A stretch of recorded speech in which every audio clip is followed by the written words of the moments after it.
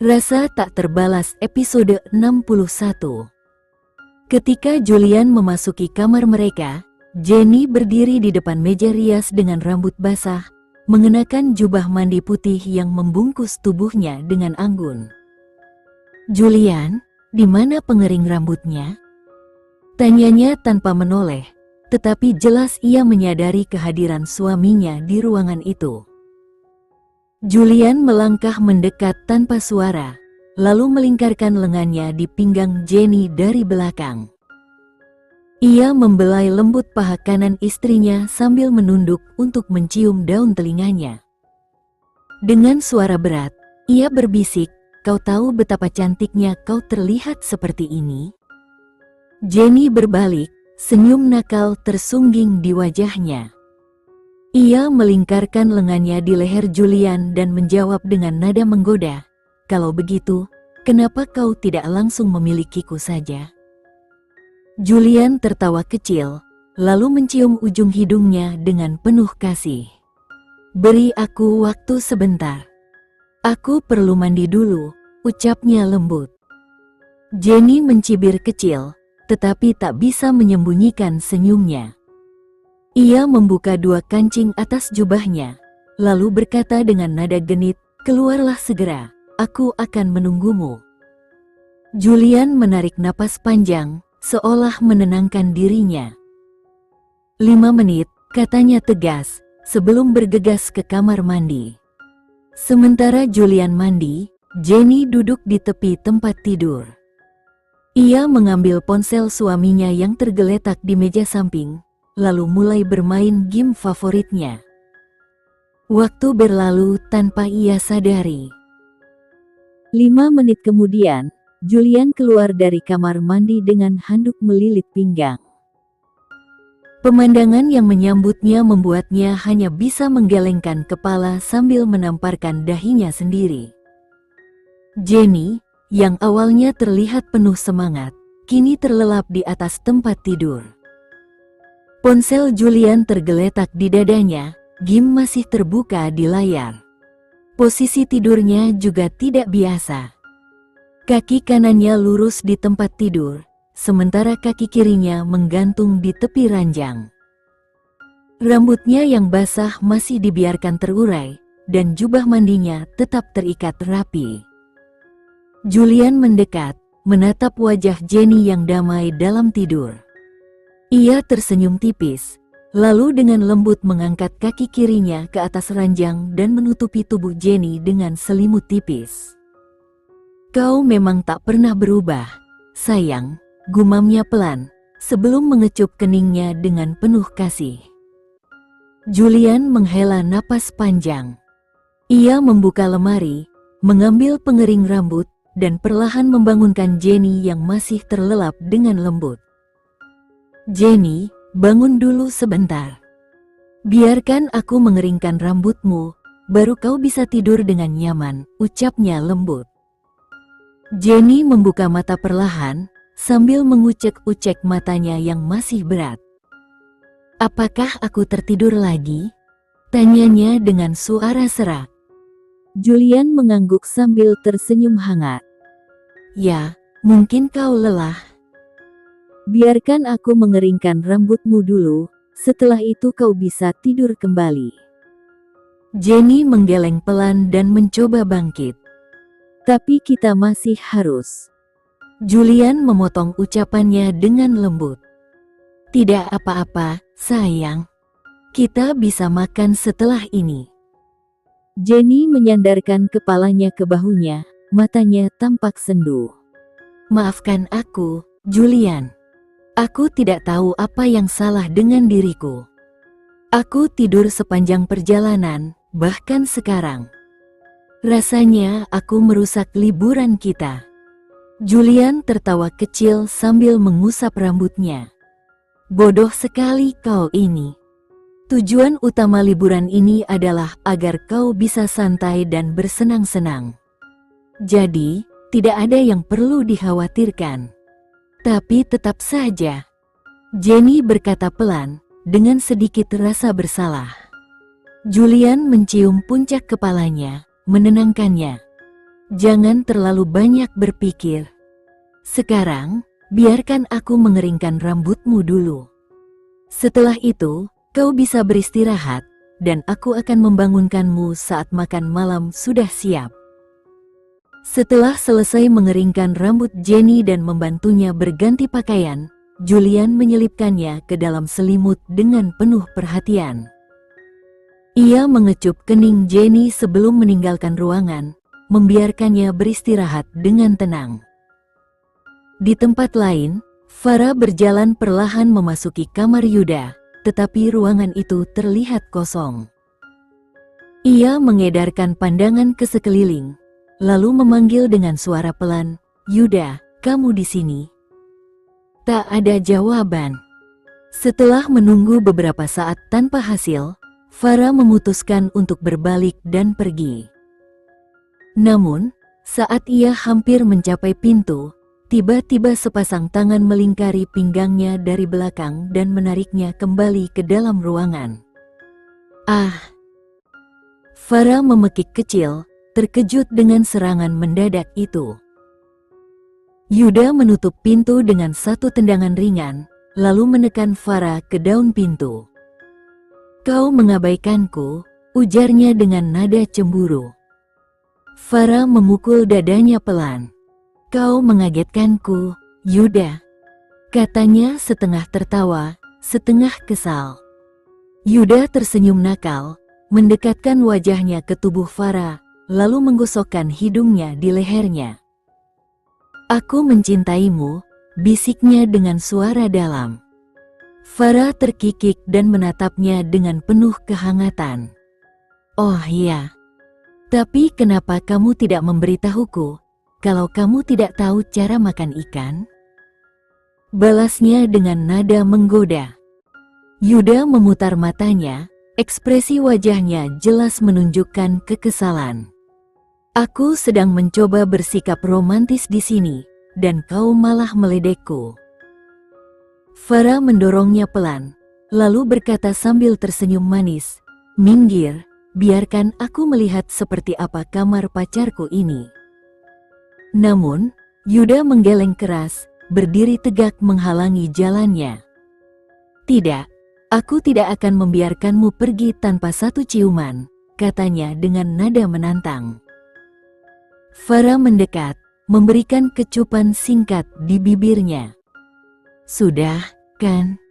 Sekarang biarkan aku pergi," katanya dengan senyum kemenangan. Yuda mendekat lagi, menatapnya dengan mata penuh protes. "Menurutmu, itu cukup?"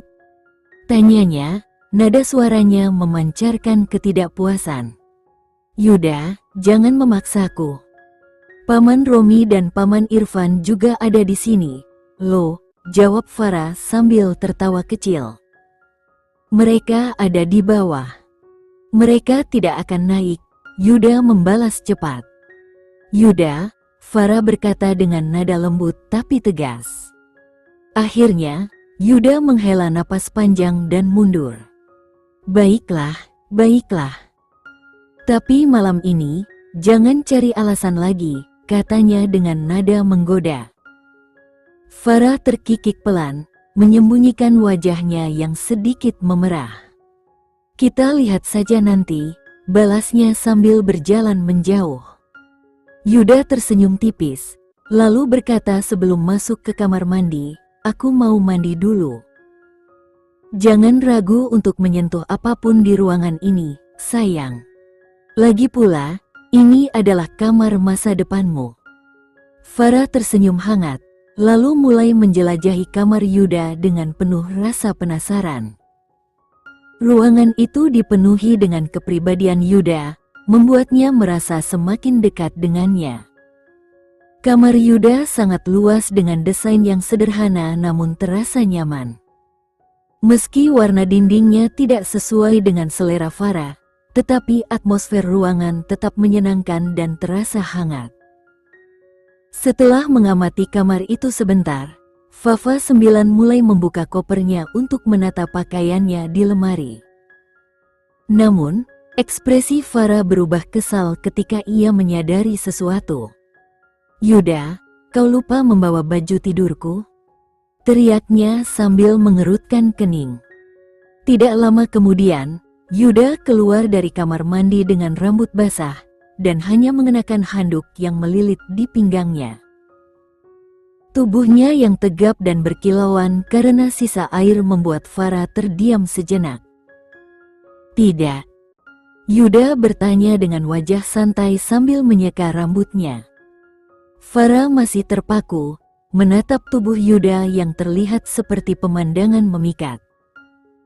Saat ini, ia tampak seperti hidangan favorit Farah, menggoda dan sulit ditolak. Namun, ia segera mengalihkan pikirannya dan mencoba fokus. "Tidak, kau benar-benar lupa. Lalu aku harus memakai apa malam ini?" ucap Farah, suaranya sedikit bergetar. Yuda terkekeh kecil. "Sepertinya aku memang lupa. Pakai saja salah satu bajuku malam ini. Besok kita bisa pergi ke rumah untuk mengambil barang-barangmu," katanya santai sambil melemparkan handuk ke sofa.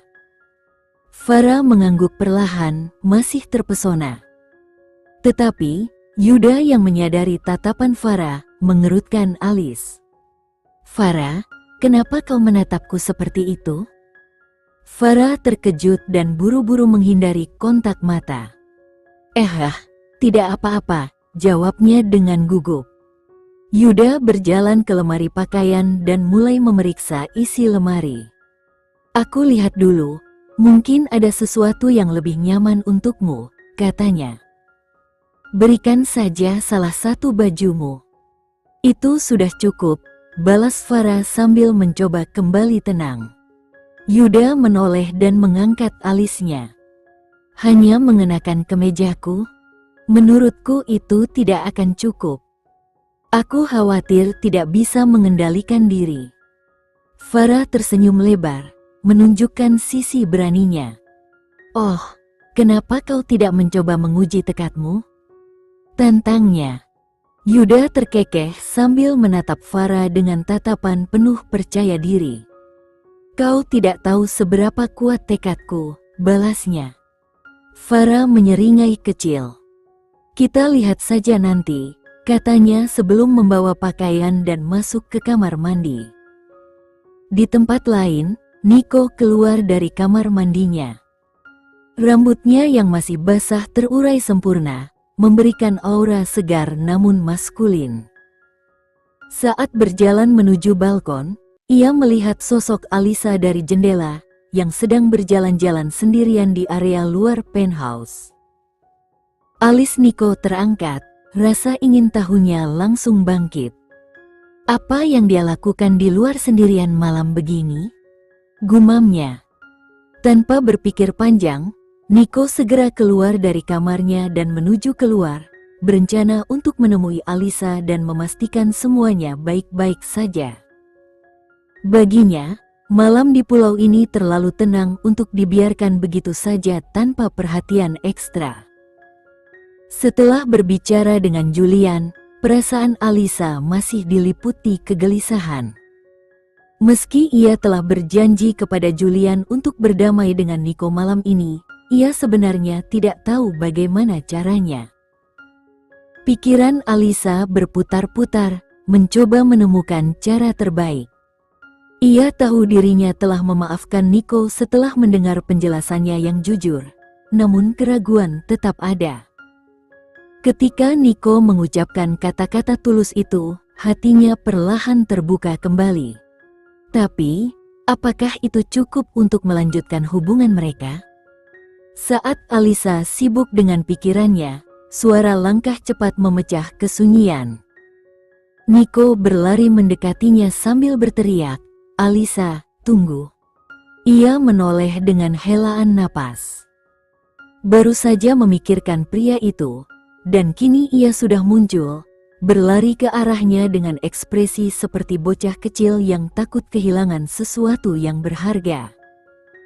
Setelah tiba di depannya, Niko bertanya dengan napas sedikit terengah, "Kamu mau kemana?" "Hanya jalan-jalan," jawab Alisa singkat, mencoba terlihat tenang. Bolehkah aku ikut? Tanyanya dengan penuh harap. Alisa mengangguk sambil tersenyum tipis. Tentu. Mereka berjalan dalam diam, hanya ditemani suara langkah kaki yang berpadu dengan hembusan angin malam.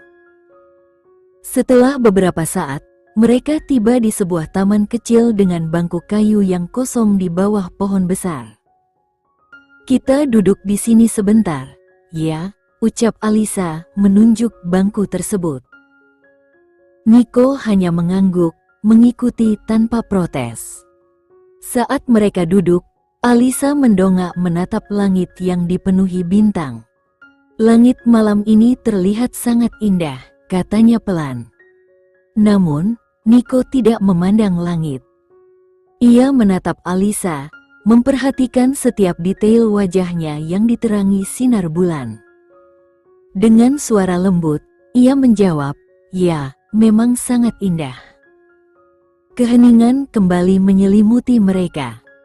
Namun kali ini, suasana terasa nyaman. Tak ada kebutuhan untuk berkata-kata, seolah-olah keheningan itu menjadi bahasa mereka. Tiba-tiba, Alisa melingkarkan lengannya di lengan Nico dan menyandarkan kepalanya di bahunya. Gerakan itu membuat Nico terpaku, tubuhnya kaku seketika. Napasnya tercekat, seolah tidak percaya dengan apa yang baru saja terjadi.